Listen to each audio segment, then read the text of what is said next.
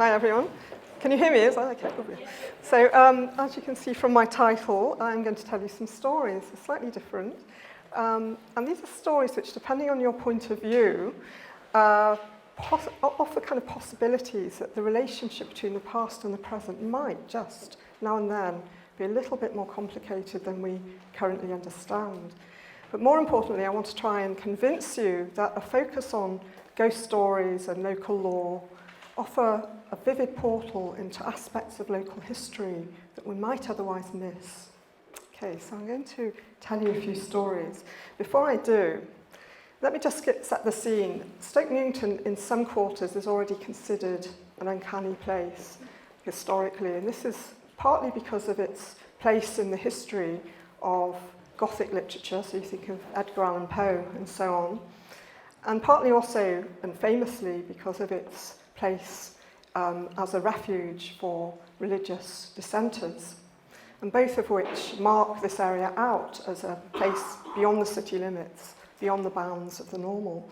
However, most of the stories that you hear are actually about ordinary places, the mundane, the familiar buildings, the places that we live in, the places that we work in, the places we walk past every day. So with that in mind, I'm going to tell you 4 local ghost stories. And where better to start than Stoke Newington Church Street and a good old Victorian ghost story.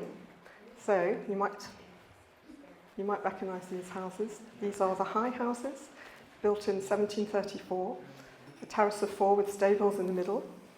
And this story was told of an event that happened one February evening in the late 1860s in one of these houses, I won't say which one,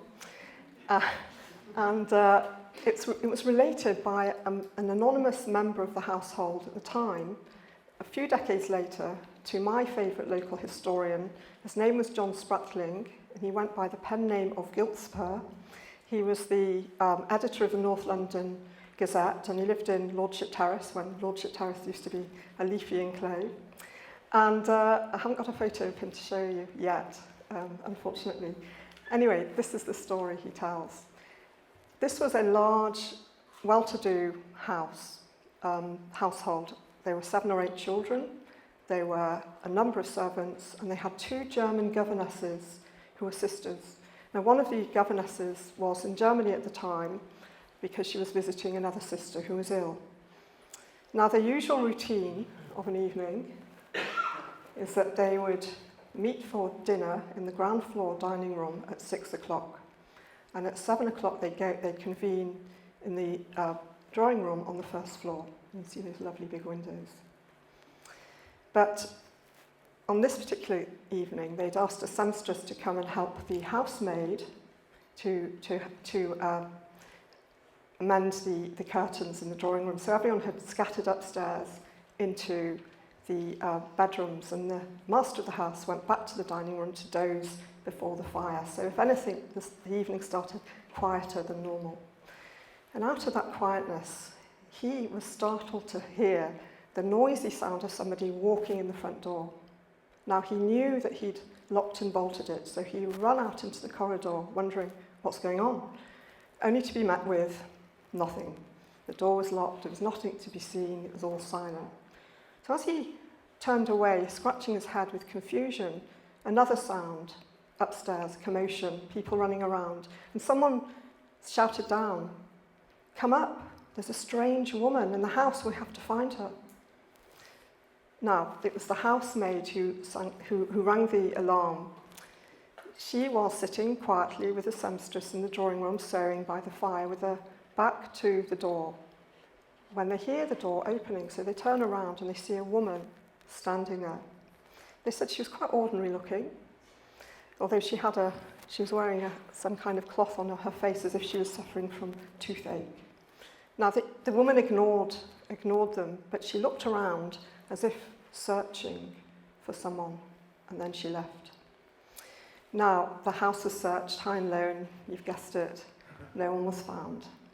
However, some days later, a letter arrived from Germany to say that Unfortunately, the sister had died, and on her deathbed, she had plaintively cried out to see her sister in London, repeating in a kind of delirium, "I must see her, I must see her."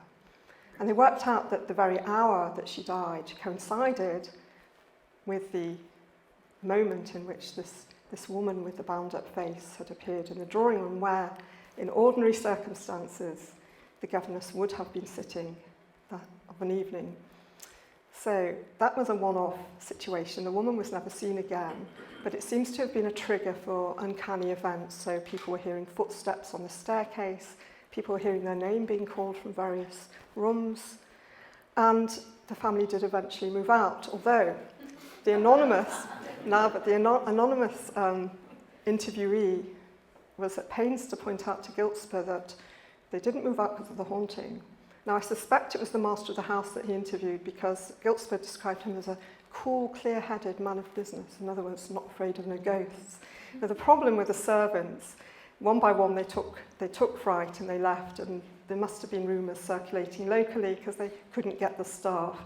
So now Giltspur ends with a joke because he said, well, actually, when this happened was on the, Stokington was still a relatively sleepy village, but now, a few decades later, and it's kind of changed. And he pointed out that the stables are now being used by an omnibus company, so there's comings and goings all the time.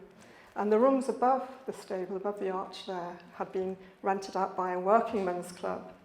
And he said, if the noise complaints of the neighbours are anything to go by, then any self-respecting ghost would have fled in horror long since. Okay, so that's my first story. Now for the second one, we're actually only just going around the corner to the Poets' Road, so you'll be very familiar, I'm sure, with the fact that this was an early development from the early 1850s called Albert Town. And sadly, the house I'm going to talk about doesn't exist anymore because the whole area was redeveloped in a 1970s, 80s style urban regeneration, i.e. bring in the bulldozers. And however, as you can see from I've tried to put a red line, you can see the red lines from the older map and the newer map. There was an old path across the fields from Church Path across to what's now Wordsworth Road, which was Cutthroat Alley at the time, Cutthroat Lane, I think. And it became an ancient right-of-way, so the old development and the new development had to somehow account for it. And as you can see, they retain the names, the Poets' Roads, and also just about, if you squint, they've retained the kind of road kind of layout, which is a long-winded way of saying that I suspect that the house that I want to talk about is along the stretch here. In fact, I'm pretty convinced it is, in Spencer Grove. Okay, so this was a three-bedroom house. We're now 100 years after Giltspur, in the 1960s. And from 1963, this house, which is number 69, was being rented by the McGee family. Mr. and Mrs. McGee took the middle floor. Their unmarried daughter was given the basement, and the top floor was given to the married daughter, her husband, and their little child. Okay, and I'll just put up these photos from Hackney Archive, which show Spencer Grove just before demolition. These were from the 1970s, yeah. So you can get a sense of what the house probably looked like. Okay, so the first 4 years of the McGee tenancy went with nothing happening, quiet as a bell. And then suddenly strange noises started, raps and taps. And the young daughter in the top of the house started to complain that a woman would walk out of the wardrobe in the corner of the room. Now, one night, the mother came in to check on her, and she said, I saw this woman, I saw her. She was standing in the middle of the room. She was wearing a white Victorian-style dress with buttons fastened with hoops. The ruff was Victorian style. She had a bonnet on her head, and she had her arm crossed like this across her chest. But she said, oh, her eyes were very, very scary. They were black and hollow-like, and they seemed to emanate evil. So After a while, all the members of the family claimed to have seen this woman, and a second apparition appeared. Now, this was a hunchback male, who they were told was a cobbler who had lodged in the house 90 years previously. Right, so, and he was blamed for a series of fires that couldn't be explained. And we do have the records that show that the local fire brigade was called out about 5 times. Now, the journalists got hold of the story, and inevitably the ghost hunters arrived, including the most famous ghost hunter at the time, Peter Underwood, who was the president of the Ghost Club. This is a very eminent, yeah. So now everybody who came was convinced that this was a bona fide haunted house. And somebody must have said to the McGees at this point, well, you know, it was not in your contract to be, you know, cohabiting with ghosts. Why don't you try and get a rent reduction? And they said, oh, good idea. Now, as Anya said earlier, Stoke Newington had been absorbed into Hackney in 1965, which is during this period. So they went to Hackney Council, and the council said, well, fair enough, okay. And they got their rent reduced from £6 a week to 5 shillings. The landlord was incensed. This is nothing to do with you, this is a private arrangement. And he took the council to court, and he won. And he got his £6 a week reinstated. Now, presumably emboldened by all the attention they were getting, the McGees decided to go one step further, and they appealed. And the hearing took place, and the man who oversaw this hearing was the Lord Chief Justice himself, no less. And what did he make of all this? You know, evil woman with Victorian dress, hunchback cobbler. You know, this is a serious court of the land. You know, why are you wasting our time with this nonsense? Well, it wasn't actually what he said. And this is how, I kid you not, this is how he summed up the case. He said, there is no doubt that the tenant and his family, and indeed a number of interested people who went to observe the phenomenon, were fully convinced that this was a haunted house and that there were ghosts that manifested themselves from time to time. And he found for the McGees, and he reinstated their rent reduction. So there you have it. It's actually quite a unique case, quite a famous case. It just happened round the corner from here. Yeah. Moving swiftly on to my third case study. Now, both these stories are in the public domain. They've been written down. You can hunt them out if you want to find out more. But the best stories, of course, are those that are told to me privately. As somebody who does local ghost walks, it's not very useful because I can walk past a number of houses and know that things are going on there, but I can't, you know, it wouldn't be etiquette to stop and tell the stories. There's an awful lot I can't tell. However, the next two I can tell. The first one is actually an academic research project I did where I interviewed people who believed that they lived in haunted homes. It was a geography project. And one of these case studies was usefully for us in Stoke Newington. So we're now in the northern bit of Stokey. I'm not going to show the house, and I'm not going to tell you the road, but I've put up some kind of examples of the kind of houses and the size of houses we're talking about, Victorian houses, with a proviso that, you know, apologies if by horrible coincidence one of these is yours. I was a bit nervous about putting these up, just to emphasise these are randomly chosen, not to be the house I'm about to talk about. So this is actually a flat in a large house owned by a woman called Kate. Now, the layout is quite simply a hall with the rooms off it, including Kate's bedroom. And then up the side, there was an open staircase to a landing. And then next to the landing was a bedroom, her spare room, that she was renting to an acquaintance at the time called Pat. Now, Pat was there just for a little while. She was also buying a place. And luckily for her, she wasn't staying very long, as you'll hear. Now, Pat struck me as a very down-to-earth, very sharp-witted woman. She was ambitious and successful in business. And she also just happened to see ghosts. Okay, so this was not something that she saw as a gift. It was more of a nuisance, and she tried to ignore the whole thing. but she couldn't ignore what was happening in this house because it was happening in her room and around her room. She explained that there was a family of ghosts on the landing, a father and a mother and their teenage daughter who had died in Pat's room. She described this girl as rather, should we say, angry and a little bit stubborn and resenting Pat being in her room, and which she would stand at the bottom of her bed and try all she could to try and get her to leave. Now, she said she was also refusing to leave the house, thereby keeping her parents on the landing in a perpetual cycle of mourning for their lost child. Now, one evening, she decided tentatively to broach the subject with Kate. You know, there might be something going on here.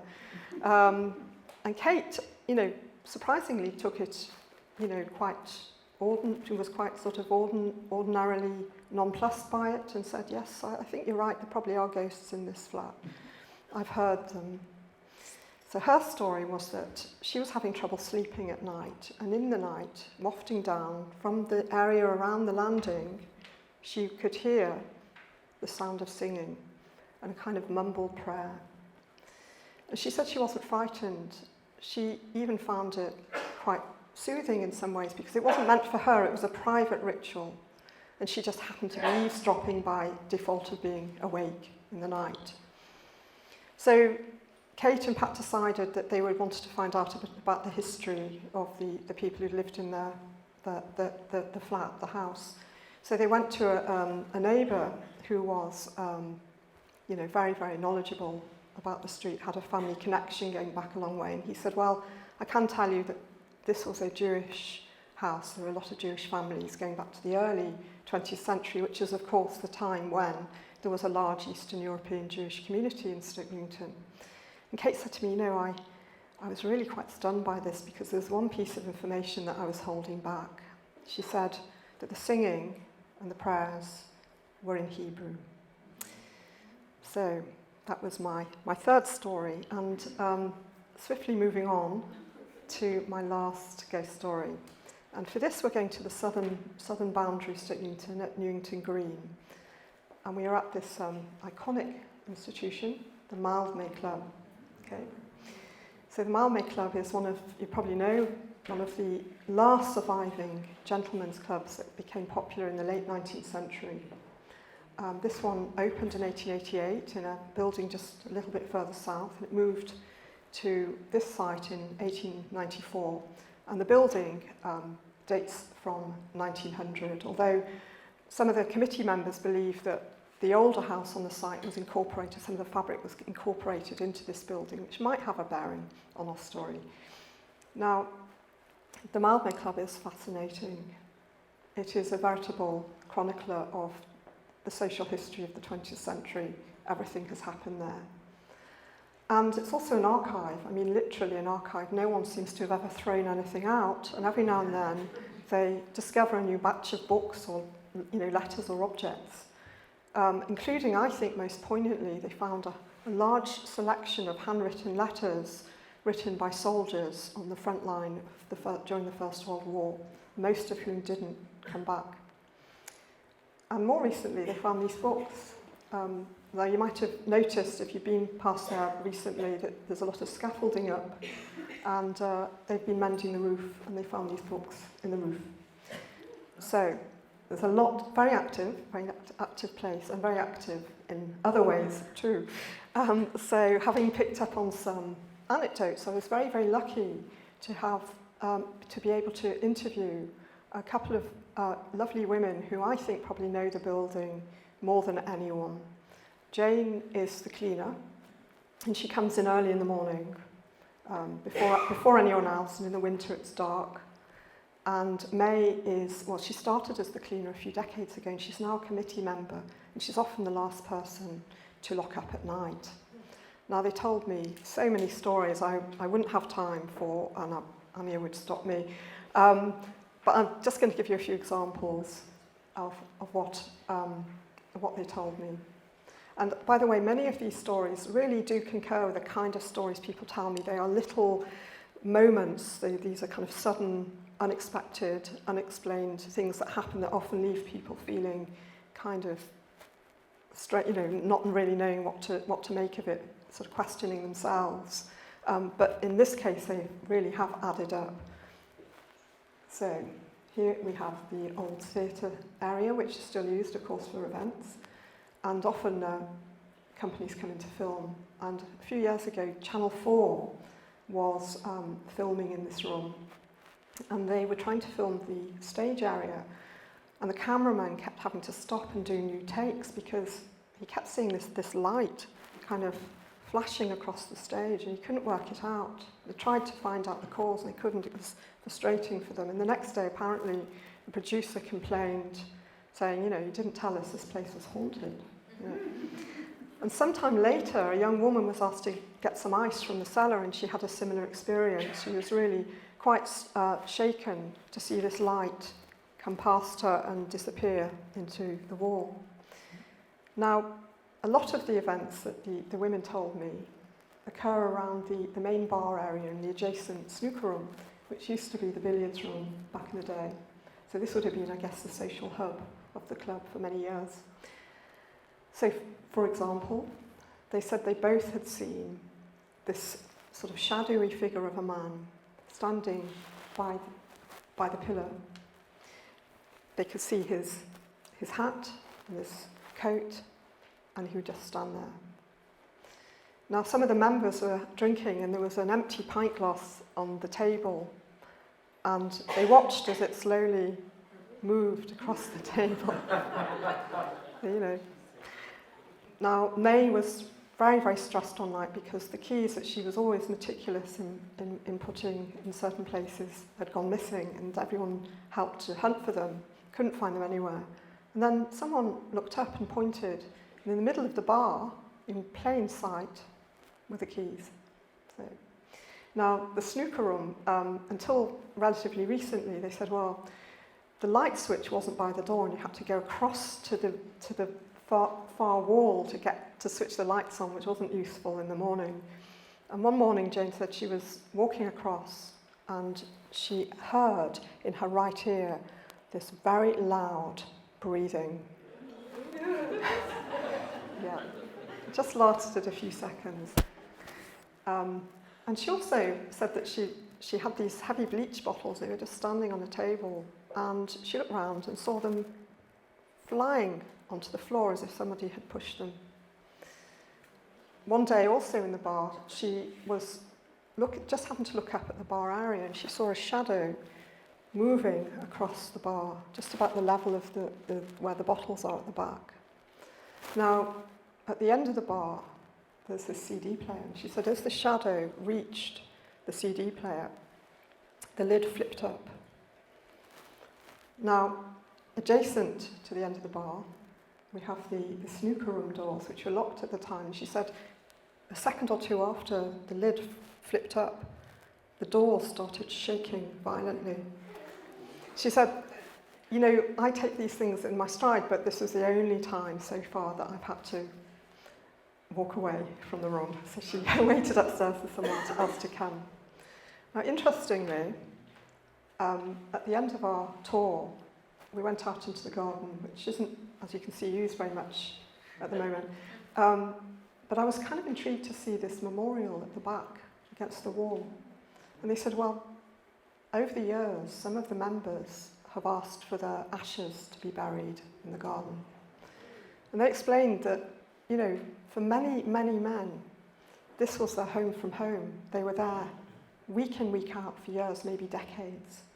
So perhaps it stands to reason that some of them, depending on your point of view, might want to revisit now and then. So there's my whistle-stop tour of 4 local stories. These are some of the many that I've been collecting. And I just wanted to do a little bit of marketing before I finish, if that's all right. I've got 2 ghost walks. One of them goes around Church Street, and one of them goes around here, so mainly up the old church path. That's a rather sketchy map in the middle is kind of another project I'm doing, which will probably be the death of me. I'm doing a social history of every street in Stokey. What I'm really interested in, who lived in our homes, and And these are really focusing on the earlier days of Victorian, around the Victorian times. So I'm trying to match the stories of who they were and what they could tell us about the area, but also the times. And each one is an hour and a half to 2 hours long. It's a sort of deep dive into a few streets at a time, going in a vaguely clockwise direction. And I'm only halfway through. I'm on walk 11. They do take a long time. But I think I'm going to start them. I think I'm going to do 1 or 2 a month, just to get me going, and hope that I catch up with myself by the end of the year, which is my deadline to finish this project. Otherwise, I'll be doing it forever, I think. And on the right, as you can see, I have another walk, which is called Hidden Stokey, which is about found objects and things found in the ground. And it sort of has quite an archaeology feel, which I think is rather nice little neat segue to our next speaker. So if you're interested in any of these walks or want to come and talk to me about anything, I have a website, storiesofourstreets.com, and you can email me if you wish to go on the mailing list, and I can give you some occasional updates on when tours are coming up. So maybe I'll see some of you on the tours. But that's it. Thank you very much. I'll stop there.